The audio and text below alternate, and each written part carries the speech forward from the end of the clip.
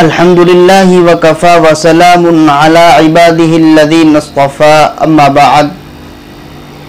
میرے محترم بزرگوں اور دینی بھائیوں، میں آج آپ حضرات کے سامنے صلاۃ التسبیح کے تعلق سے چند باتیں بتلاؤں گا۔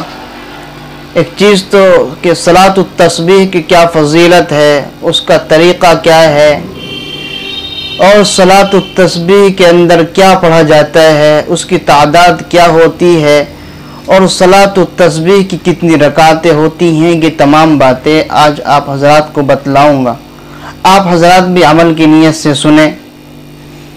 سب سے پہلے فضیلت کے تعلق سے حضور اکرم صلی اللہ علیہ وسلم کے چچا ہیں حضرت عباس۔ آقا علیہ السلام نے اپنے چچا سے ارشاد فرمایا، اے میرے محترم چچا، اے میرے پیارے چچا، کیا میں آپ کو ایک عطیہ پیش کروں؟ کیا میں آپ کی 10 خدمتیں کروں، آپ کی 10 کام کروں اور آپ کو ایک بات بتلاؤں؟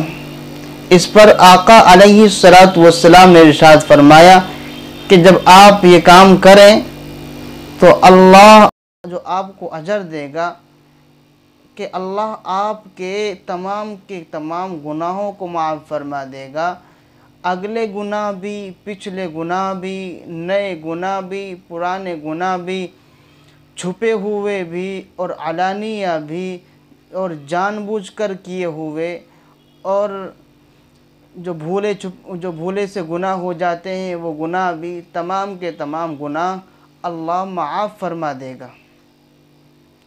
کب؟ جب آپ یہ کام کریں۔ حضور اکرم صلی اللہ علیہ وسلم نے پھر یہ کام بتلایا کہ آپ 4 رکعات نماز تسبیح کی نیت سے پڑھیں۔ 4 رکعات نماز یعنی صلاۃ التسبیح پڑھیں۔ اس کے بعد آقا علیہ السلام نے ارشاد فرمایا کہ اگر آپ سے ہو سکے تو یہ نماز اپنی زندگی میں ہر روز یعنی ہر دن یہ نماز پڑھیں۔ اگر آپ سے ایسا نہیں ہو سکتا کہ آپ اپنی زندگی کے ہر دن میں یہ نماز نہیں پڑھ سکتے تو آپ ہر جمعے کو اس نماز کا اہتمام کریں، یہ نماز پڑھ لیا کریں۔ لیکن اگر آپ سے اتنا بھی نہیں ہو سکتا، ہر جمعے کو آپ صلاۃ التسبیح نہیں پڑھ سکتے، تو اب اتنا کریں کہ سال میں 1 مرتبہ پڑھ لیا کریں۔ اگر آپ کو اتنا بھی وقت نہیں ملتا، سال میں 1 مرتبہ بھی نہیں پڑھی جاتی، تو اتنا تو آپ ضرور کر لیں کہ اپنی زندگی میں 1 مرتبہ ضرور اس نماز کو پڑھ لیں۔ یہ آقا علیہ السلام کی حدیث مبارک ہے، اور اس سے فضیلت معلوم ہو جاتی ہے کہ آقا علیہ السلام نے جو بات بتلائی ہے کہ اس سے صلاۃ التسبیح کی کیا فضیلت ہے معلوم ہو جاتی ہے۔ اب دوسری چیز، صلاۃ التسبیح کا کیا طریقہ ہے؟ صلاۃ التسبیح کا طریقہ یہی ہے کہ صلاۃ التسبیح کی جو نماز ہوتی ہے اس کے اندر تیسرا کلمہ جس کو ہم بولتے ہیں وہ پڑھا جاتا ہے۔ تیسرا کلمہ کیا ہے؟ سبحان اللہ والحمد للہ ولا الہ الا اللہ واللہ اکبر۔ یہ پڑھا جاتا ہے۔ اس کے اندر کتنی مرتبہ پڑھا جاتا ہے؟ 4 رکعات ہوتی ہیں، اور 4 رکعات کے اندر اس کلمے کو 300 مرتبہ پڑھنا ہوتا ہے۔ وہ کس طرح سے پڑھا جاتا ہے؟ اس کے پڑھنے کا طریقہ کیا ہے؟ آپ حضرات اچھی طریقے سے سمجھ لیں۔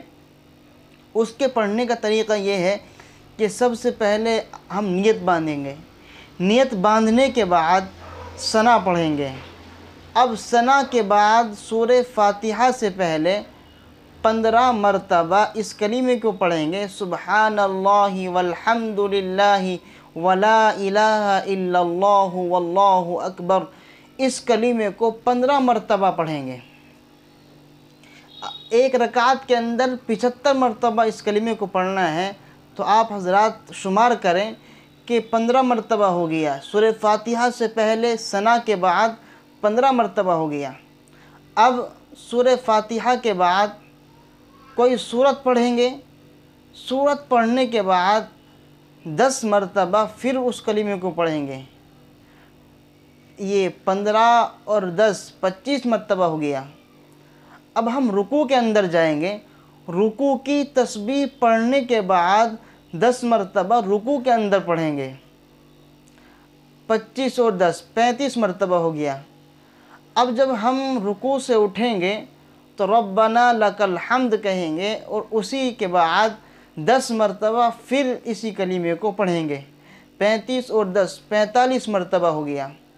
اب جب ہم سجدے کے اندر جائیں گے تو سجدے میں جانے کے بعد پھر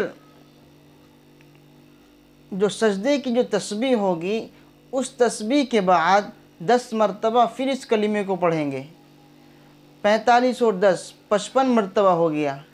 پھر اب جب دوسری سجدے کے لیے ہم یعنی پہلے سجدے سے جب فارغ ہوں گے، جو دونوں سجدوں کے درمیان بیٹھا جاتا ہے، اس بیٹھنے کے اندر یعنی پہلا سجدہ کرنے کے بعد جب ہم تشہد کے اندر بیٹھیں گے، اس بیٹھنے کی حالت میں 10 مرتبہ پڑھیں گے۔